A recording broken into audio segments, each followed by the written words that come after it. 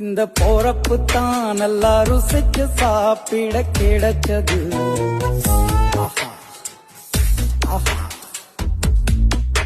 அத நினைச்சுதான் மனோபோலகம் முழுவதும் பருக்குது. அட சுட சுட அட சுட சுட அந்த மதுர மல்லிப்பூ இட்லியே மீன் குழம்புல கொஞ்சம் புரட்டி சாப்பிட எச்சிலு ஊறுது உள்ளுக்குள்ள. இந்த